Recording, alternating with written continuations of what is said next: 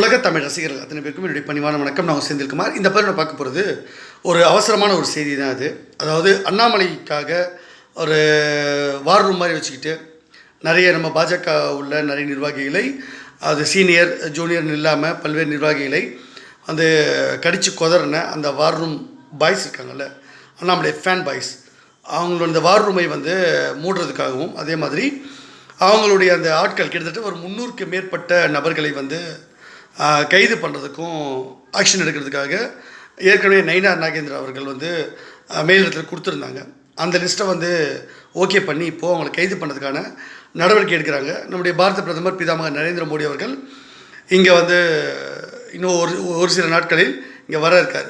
வந்துட்டு அவர் போனதுக்கு அப்புறமாக இந்த நடவடிக்கையை வந்து துரிதப்படுத்தி எடுத்துருவாங்க. ஏற்கனவே அந்த லிஸ்ட்டில் யார் ஒரு பேர்லாம் இருக்கா அப்படின்லாம் சொல்லப்படுது. அந்த பேரில் இப்போ நம்ம வெளியிட வேண்டாம், ஏன்னா அவங்க வந்து தேவையில்ல சர்ச்சையை அது உருவாக்கும் தேவையில்லாமல். அது யாருன்னு அவங்களுக்கே தெரியும், அவங்க மனசாட்சிக்கு. ஸோ 300க்கு மேற்பட்ட ஆட்கள் கைது பண்ண போகிறாங்கன்றது ஒரு மிகப்பெரிய ஒரு பரபரப்பு தான். இதில் வந்து என்னென்னாக்கா, ஏற்கனவே அண்ணாமலை வந்து அது தலைவர் பதவியில் நிற்கவே மாட்டாங்க அப்படின்னு நிறைய பேர் என்னோட சவால்லாம் விட்டாங்க. ஆனால் அவர் வந்து நீக்கப்பட்டுட்டார். என்னுடைய பரிந்துரையின் அடிப்படையில் எடப்பாடி அவர்கிட்ட சொல்லி அது வந்து மோடி அவர்கள் அதை வந்து பண்ண வச்சாச்சு. இப்போ அடுத்ததாக வந்து அண்ணாமலை வந்து தேசிய பொதுச் செயலாளர் ஆக போகிறாரு, அப்புறம் வந்து அவருக்கு வந்து இந்த பதவி அந்த பதவி அப்படின்னு சொல்லிட்டு நிறைய பேர் வந்து உருட்டிக்கிட்டு இருக்காங்க. அது எல்லாமே வந்து அண்ணாமலையுடைய வார் ரூம் ஆட்கள் வந்து அண்ணாமலை பேரை வந்து மங்கக்கூடாது அப்படின்றதுக்காக, அவர் மறந்துடக்கூடாது, தலைவர் பதவி வந்து போனதுனால அவர் அப்படியே விட்டுறக்கூடாதுன்றதுக்காக அவர் கொடுக்குற காசுக்கு இந்த மாதிரி வந்து பொய்யான செய்திகளை அவங்க போட்டுக்கிட்டு இருக்காங்க. உண்மையிலே அவங்கக்கிட்ட எந்த ஒரு அடிப்படை ஆதாரமும் இல்லை. அப்படி ஏதாவது லிஸ்ட்டு இருக்கா, அப்படி ஏதாவது வந்து மத்திய அரசாங்கம் கொடுத்தாங்களா, இல்லை நம்ம தேசிய தலைமை ஏதாவது சொன்னாங்களா, அது ஏதாவது எழுத்துப்பூர்வமாக ஆதாரம், இப்போவுமே எழுத்துப்பூர்வமான ஆதாரம் தான் முக்கியம். அப்படி ஏதாவது அண்ணாமலைக்கு பரிந்துரை வந்து அண்ணாமலைக்கு தேசிய பொதுச் செயலாளர் பதவியோ இல்லைனா மாநில தலைவர் பதவியோ இல்லை வேறு ஏதாவது ஒரு பதவி கொடுங்கன்ட்டு யாராவது வந்து பரிந்துரை கடிதம் கொடுத்துருக்காங்களா? இதுதான் இங்கே கேள்வி. அண்ணாமலைக்காக பேசக்கூடிய ஒரு ஃபேன் பாய் ஒருத்தருக்கார்ல, அது ரவீந்திர துரைசாமி அவர்கள், அண்ணாமலையோட ரசிகர் மன்ற தலைவர் ஒரு தான் போல இருக்குது. அவரு கூட வந்து ஏதாவது பரிந்துரை கடிதம் அண்ணாமலை தலைவராக்குங்கன்னு மோடிக்கிட்ட கொடுத்தாரு. அடிக்கடி பிஎம்ஓன்னு பேசுவார். ஏதாவது அண்ணாமலைக்கு இந்த பதவி கொடுங்க அந்த பதவி கொடுங்கன்னு அவர் எழுதி கொடுத்துருக்காரா? கொடுக்கல. எப்படி கூட்டணியில் வந்து இத்தனை சீட்டு வாங்கணும் அத்தனை சீட்டு வாங்க சொன்ன தெரிஞ்ச அந்த வெண்ணைக்கு இது வந்து சொல்ல தெரியாதா? அண்ணாமலைக்கு இந்த தலைவர் பதவி கொடுங்க இந்த பதவி கொடுங்கன்னு வந்து ரவீந்திர துரைசாமியை மோடி சந்தித்து பேச வேண்டியது இல்லை? பிரைம் மினிஸ்டர் ஆஃபீஸ்க்கு ஒரு லெட்டர் எழுத வேண்டியதானே, இந்த கடிதம் இந்த மாதிரி ஒரு பதவி கொடுங்கன்ட்டு.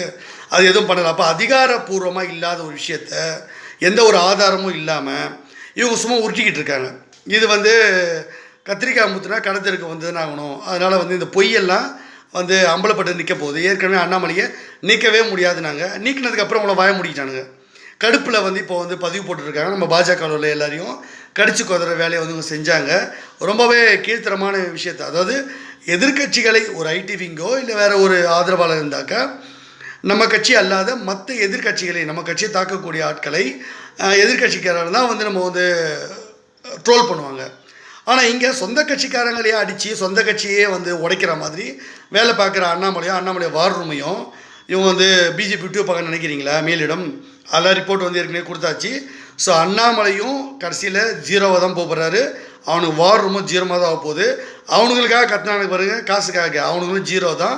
உங்கள் குடும்பத்தில் இருக்கவங்க பார்த்துக்கங்க, குடும்பத்தில் இருக்க உறுப்பினர்கள்லாம் கொஞ்சம் சொல்லி வைங்க, அண்ணாமலைக்காக இந்த மாதிரி வார் ரூம் வச்சுக்கிட்டு கத்தக்கூடாது. அப்படி கத்துனீங்கன்னா ஜெயிலுக்கு போட்டுருவாங்க. பிஜேபி சாதாரண கட்சி இல்லை. பிஜேபியில் மோடி அவர்களும் சாதாரண நபர் இல்லை, அமித்ஷா அவர்களும் சாதாரண நபர் இல்லை, அவங்களுக்கு எல்லாம் தெரியும்.